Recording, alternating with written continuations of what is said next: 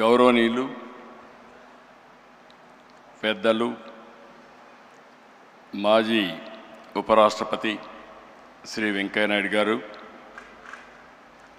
గౌరవనీయురాలు కేంద్ర health family welfare సహాయ మంత్రి శ్రీమతి అనుప్రియ పాటిల్ గారు, కేంద్ర గ్రామీణ శాఖాభివృద్ధి కమ్యూనికేషన్ సహాయ మంత్రి గౌరవనీయులు పెమ్మసాని చంద్రశేఖర్ గారు, తెలంగాణ వైద్య ఆరోగ్య శాఖ మంత్రి గౌరవనీయులు దామోదర్ నరసింహ గారు, ఆంధ్రప్రదేశ్ హెల్త్ మినిస్టర్ సత్యకుమార్ యాదవ్ గారు, విశాఖపట్నం పార్లమెంట్ సభ్యులు భరత్ గారు, ఈరోజు మనందరం ఇంత ఉత్సాహంగా ఇక్కడ పార్టిసిపేట్ కావడానికి కారకులైనటువంటి Basavatarakam foundation cancer hospital chairperson అయినటువంటి నటరత్న నందమూరి బాలకృష్ణ గారు, మొన్నటి వరకు సినిమాల్లోనే చప్పట్లు కొట్టేవాళ్ళు, రేపు రాబోయే రోజుల్లో సమాజ సేవలో ఎవరు బాగా చేస్తున్నారంటే దానికి చిరునామాగా బాలకృష్ణ గారు తయారవుతారు. అలాంటి బాలకృష్ణ గారికి మనస్ఫూర్తిగా అభినందనలు, ధన్యవాదాలు. ఈరోజు ఈ యొక్క సంస్థ సక్సెస్ కారణమైనటువంటి డాక్టర్లు, మాజీ ప్రజెంట్ ట్రస్ట్ బోర్డు సభ్యులు, సిబ్బంది, దాతలు, అదే మరి క్యాన్సర్ విజేతలు కూడా ఎంతో స్ఫూర్తిదాయకంగా నిలిచారు. అలాంటి అందరికి కూడా 25 సంవత్సరాల శుభ సందర్భంగా రజతోత్సవ శుభాకాంక్షలు. ఈరోజు నాకు అందరికంటే ఎక్కువ ఆనందపడే వ్యక్తిని నేను. ఆలోచన వచ్చినప్పటి నుంచి ఇంతవరకు ఈ యొక్క హాస్పిటల్కి కాస్తో కూస్తో ఎప్పుడు వీలైతే అప్పుడు దీనికి సేవ చేసే అవకాశం నాకు వచ్చింది. దానికి ఎంతో సంతోషంగా ఉన్నానని చెప్పి కూడా నేను మీకు తెలియజేస్తున్నా. ప్రతి ఒక్క సక్సెస్కి ఒక స్టోరీ కూడా ఉంటుంది. మా అత్తమ్మ బసవతారకం గారు మా కుటుంబానికి ఒక పెద్ద దిక్కు. ఎన్టీఆర్ సినిమాల్లో బిజీగా ఉండేవారు, ఆయనకి ఎప్పుడు కూడా టైం ఉండేది కాదు. అంత పెద్ద కుటుంబాన్ని ఎంతో విలువలతో క్రమశిక్షణతో పెంచారు. కుటుంబంలో అనుబంధాలు, ఆప్యాయతలు పంచారు. అందరినీ ఎంతో ప్రేమగా కేరింగ్గా చూసుకునేవారు. నా ఉద్దేశంలో చాలామంది చూశాను, కానీ అవి ఒక మానవతావాది. అలాంటి ఆవిడికి మీరు ఒకసారి చూస్తే క్యాన్సర్ రావడం చాలా బాధ కలిగింది మాకందరికీ. అయితే ఆ రోజు మనం చూసుకుంటే క్యాన్సర్ వచ్చినప్పుడు పెద్ద హాస్పిటల్స్ కూడా లేవు. ఆవిడ సఫరింగ్ కూడా చూసాం. ఆ రోజు తమిళనాడులో అడయార్, ముంబైలో టాటా ఆసుపత్రి, ఇలాంటివి 1-2 ప్లేసుల్లోనే హాస్పిటల్స్ ఉండేటివి. ఎవరైనా ఇప్పుడే వెంకయ్య నాయుడు గారు ఒక మాట మాట్లాడారు. ఆ రోజు క్యాన్సర్ అనేది డబ్బులున్న వాళ్ళకే వచ్చేదని, దాన్ని రాచపుండు అనేవాళ్ళు. అలాంటిది క్యాన్సర్ రాను రాను పెరిగే పరిస్థితికి వచ్చింది. అక్కడి నుంచి చాలా సఫర్ అయ్యారు. ఆవిడ సఫరింగ్ మేమంతా చూసాం. కడాన అమెరికాకు కూడా తీసుకెళ్ళి ట్రీట్మెంట్ ఇప్పించిన. ఎగ్జాక్ట్గా మేము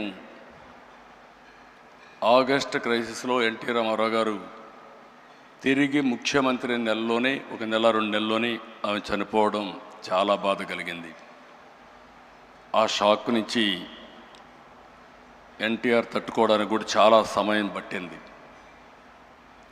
అయితే ఆ రోజు ఆయనకి ఒక కోరిక, ఒక ఆలోచన.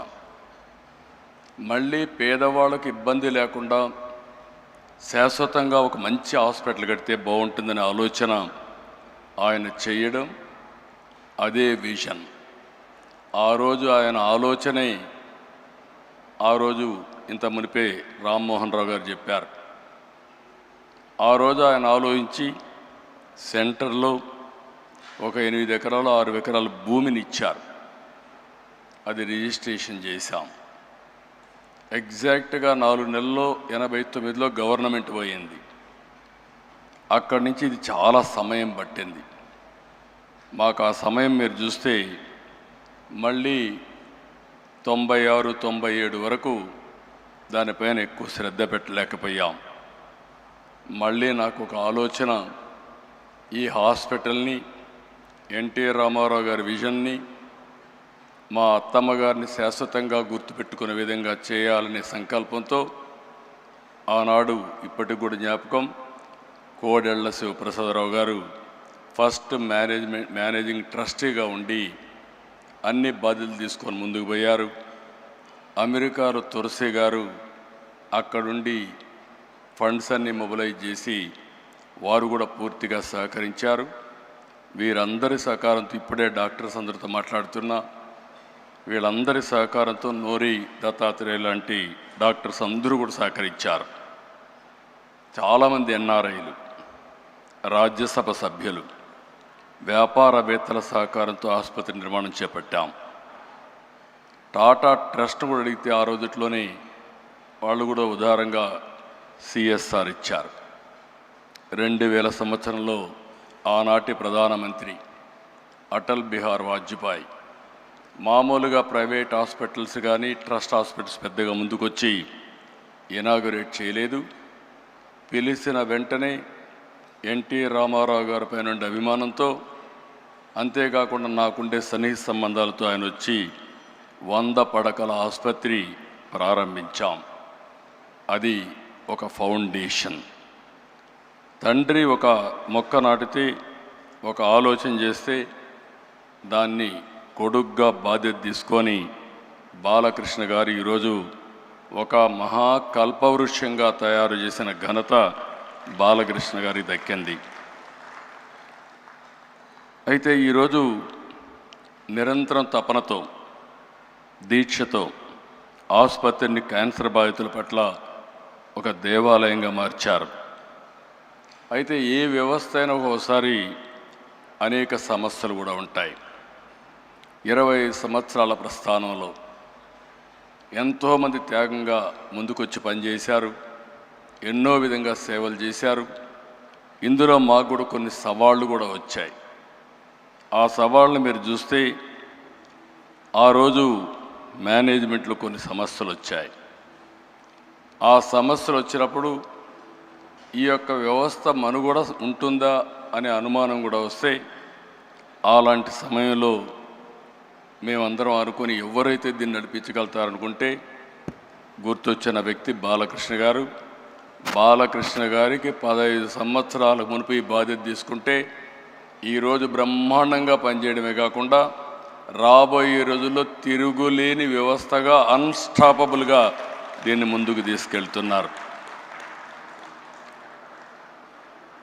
ఆయన ఎప్పుడు కూడా బిజీగా ఉంటాడు. సినిమాల్లో ఇప్పుడు కూడా ఈ వయసులో ఎవరు సినిమాల్లో కూడా మామూలుగా రిటైర్ అయిపోయి ఉంటారు, లేదంటే క్యారెక్టర్ ఆర్టిస్ట్గా తయారవుతారు. ఇప్పుడు కూడా ఎవర్ గ్రీన్ హీరోగా డిమాండ్ ఉంది. పిక్చర్లు కూడా బ్రహ్మాండంగా ఆడుతున్నాయి. ఇంకొక పక్క హిందూపూర్ ఎమ్మెల్యేగా కూడా బ్రహ్మాండంగా పనిచేస్తూ మొట్టమొదటి నుంచి ఇప్పటి వరకు గెలిచే నియోజకవర్గం తెలుగుదేశం పార్టీ హిందూపూర్ నియోజకవర్గం. మెజారిటీ కూడా తగ్గడం లేదు. అక్కడ కూడా బ్రహ్మాండంగా చేస్తున్నారు.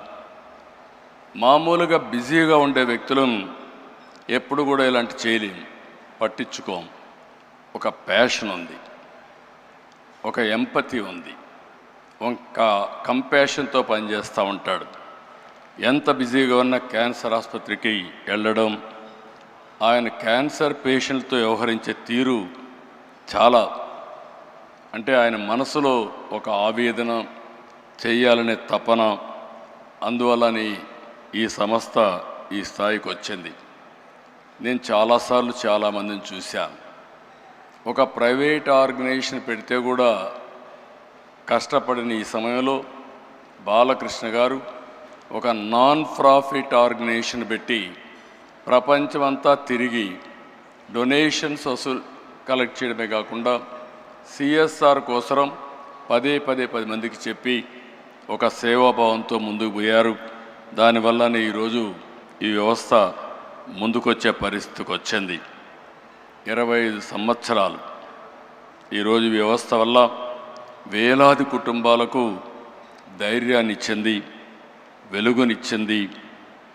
ఒక చిన్న ముక్కగా పెట్టిన ఇది 650 పడకల ఆసుపత్రి, 250 మంది పైన నిపుణులైన వైద్యులతో బ్రహ్మాండమైన సేవలు అందిస్తున్నారు. ప్రతి సంవత్సరం 3 లక్షలకు పైగా అవుట్ పేషెంట్లు, 90,000కు పైగా ఇన్ పేషెంట్కు సేవలు అందిస్తూ ఉంది. సంవత్సరానికి 8,000 ఆపరేషన్లు చేస్తున్నారు. 22 మందికి ప్రతిరోజు ఆపరేషన్ చేసే పరిస్థితికి వచ్చారు. ఇది మనం చూస్తే ఈ ఆసుపత్రికి వచ్చే ప్రతి రోగి కేవలం ఒక పేషెంట్గా కాదు, అతను ఒక కుటుంబానికి ఆశ. ఆ ఆశను నిలబెట్టే సంస్థ బసవతారకం ఆసుపత్రి. పేద వర్గాలకు నిజమైన గుండె ధైర్యంగా నిలబడిన ఏకైక వ్యవస్థ బసవతారకం వ్యవస్థ.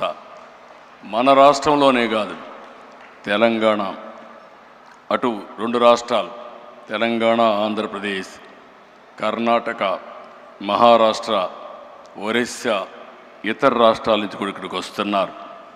ఇంకొక పక్కన మీరు ఒకసారి చూస్తే ప్రివెంటివ్ క్యాన్సర్ కింద 1600 పైన శిబిరాలు పెట్టారు.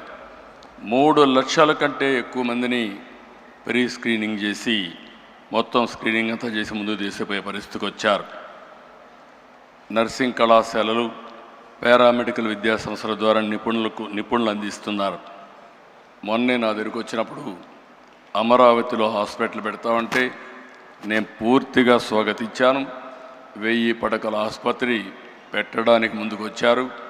బాలకృష్ణ గారిని, మేనేజ్మెంట్ని మనస్ఫూర్తిగా అభినందిస్తున్నా, స్వాగతిస్తున్నానని చెప్పి కూడా నేను మీకు తెలియజేస్తున్నా. ఇంకొక పక్కన ఈరోజు దేశంలోనే అనుప్రియ పాటిల్ గారు చెప్పారు, క్యాన్సర్ కానీ అదే మరిగా అనేక డిసీజెస్తో బాధపడే కేంద్రం కూడా అనేక విధాలుగా ముందుకు వస్తూ ఉంది. ఒక్క క్యాన్సర్ మనం చూస్తే 2024లో 15 లక్షల మంది పైన క్యాన్సర్ కేసులు వచ్చాయి. ప్రతి సంవత్సరం 9 లక్షల మంది చనిపోతున్నారు. అంటే ఏ విధంగా ఉందో మనం ఒక్కసారి ఆలోచించుకోవాల్సిన అవసరం ఉంది. ఈరోజు మనం కూడా దీని మీద ఆంధ్రప్రదేశ్ అయితే 2 మినిస్టర్స్ కూడా చాలా ఎలాబరేట్గా చెప్పారు. తెలంగాణలో క్యాన్సర్ కోసం ఏం చేస్తున్నామని రాజనరసింహ గారు చెప్పారు. సత్యకుమార్ యాదవ్ గారు ఆంధ్రప్రదేశ్లో ఏం చేస్తున్నామో అవన్నీ కూడా వారు కూడా చెప్పడం జరిగింది.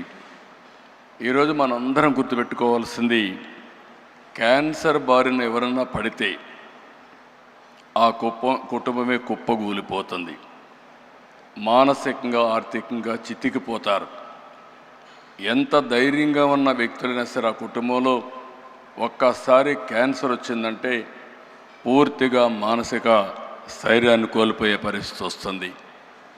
ఇలాంటి సందర్భంలో ఇప్పుడు వచ్చినటువంటి 2-3 చూసాం.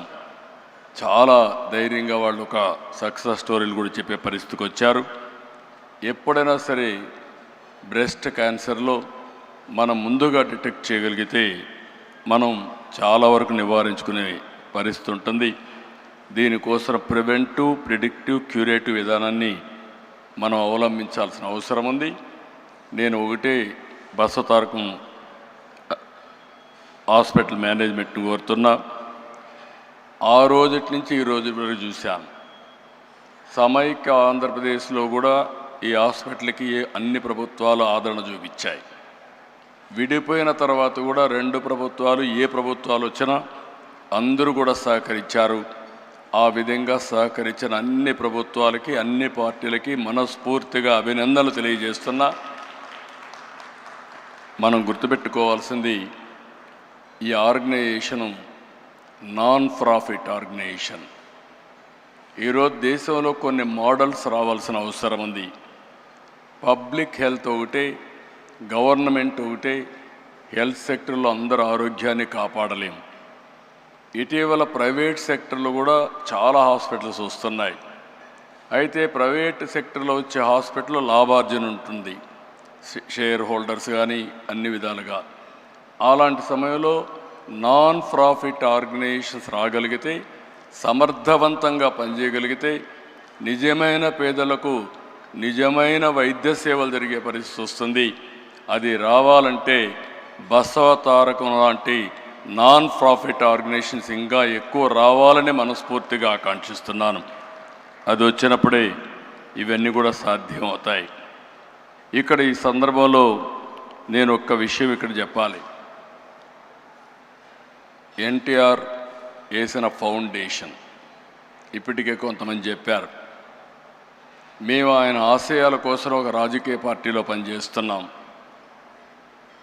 ఒక ఫిల్మ్ యాక్టర్గా బాలకృష్ణ గారు బసవ తారకం ఆసుపత్రిని బ్రహ్మాండంగా నడిపిస్తున్నాడు. ఇంకొక పక్క డాక్టర్ అయినటువంటి మా మిస్సెస్ భువనేశ్వర్ గారు ఎన్టీఆర్ మెమోరియల్ ట్రస్ట్ పెట్టి, ట్రస్ట్ ద్వారా తలసేమియా కానీ, ఎడ్యుకేషన్ కానీ అనేక సేవా కార్యక్రమాలు చేస్తున్నారు. ఇవన్నీ చూసినప్పుడు ఒక వినూత్నమైన కార్యక్రమాలకు నాంది పలికారు. ఇద్దరు పిల్లలు కూడా కొడుకు తల్లి పేరు పెట్టుకొని సేవా కార్యక్రమాలు చేస్తే, కూతురు తండ్రి పేరు పెట్టుకొని సేవా కార్యక్రమాలు చేసే ఏకైక కుటుంబం ఎన్టీఆర్ కుటుంబం. ఇద్దరికీ డబ్బులు అవసరం లేదు. బాలకృష్ణ గారు ఈ సమయం పెడితే ఇంకొక సినిమాలో యాక్ట్ చేసి కొంచెం డబ్బులు వస్తాయి. ఆవిడ ఈ సమయం ఖర్చు పెట్టి నేరుగా పోయి హెరిటేజ్లో కూర్చుని డబ్బులు వస్తాయి. కానీ ఇద్దరు కూడా ఇక్కడ పేదలకు సేవ చేసినప్పుడు ఉండే ఆనందం అక్కడ వ్యాపారం చేసినప్పుడు కానీ, యాక్టింగ్ చేసినప్పుడు వచ్చే డబ్బులతో కాదు. అది ఆ రోజు ఆ కుటుంబం యొక్క విశిష్టత అని చెప్పి కూడా నేను మీకు తెలియజేస్తున్నా. ఆ పుణ్య దంపతులు ఎక్కడున్నారు, స్వర్గం నుంచి నిండు మనసుతో ఆశీర్వదిస్తారు. ఆ పుణ్య దంపతులు చేసుకున్న పుణ్యం కానీ ఈరోజు అటు బాలకృష్ణ గారు, భువనేశ్వర్ గారు చేసే సేవల్ని మనస్ఫూర్తిగా అభినందిస్తూ నేను ఒకటే మీ అందరికీ విజ్ఞప్తి చేస్తున్నా. ఎక్సలెంట్ వర్క్ చేస్తున్నారు. నాకు కొన్ని సందర్భాల్లో కూడా కొన్ని సమస్యలు కూడా నాకు వచ్చాయి. ఆ సమస్యలన్నీ అధిగమించాం. ఇప్పుడు సేఫెస్ట్ హ్యాండ్స్ బాలకృష్ణ గారి ఆధ్వర్యంలో 25 సంవత్సరాలు చూపించిన ప్రగతి ఒక స్టేజ్ అయితే, రాబోయే 25 సంవత్సరాల్లో భారతదేశంలోనే నెంబర్ 1 నాన్ ప్రాఫిట్ ఆర్గనైజేషన్గా బసవ తారకం క్యాన్సర్ హాస్పిటల్ తయారై కొన్ని లక్షల మంది జీవితాల్లో వెలుగు చూపిస్తుంది. ఎవరైనా సరే విరాళాలు ఇవ్వాలంటే, మంచి పని చేయాలంటే మీరు చేయండి. మీరు చేసే ఓపిక లేకపోతే బెస్ట్ ప్లాట్ఫామ్ కూడా బసవ తారకం క్యాన్సర్ హాస్పిటల్ అని చెప్పి కూడా నేను మీకు తెలియజేసుకుంటూ 25 ఏళ్ళు సెలబ్రేషన్ చేసుకుంటున్నాం. మళ్ళీ బాలకృష్ణ గారి ఆధ్వర్యంలో 50 ఇయర్స్ సెలబ్రేషన్ కూడా చేసుకొని ఈ వ్యవస్థ ప్రగతి కోసం మనందరం కూడా ముందుకు పోవాలని మనస్ఫూర్తిగా ఆకాంక్షిస్తూ ఈరోజు ఇక్కడికి వచ్చిన శ్రేయోభిలాష్ అందరినీ పేరు పేరున మనస్ఫూర్తిగా అభినందిస్తూ అందరికీ నమస్కారాలు. జై హింద్.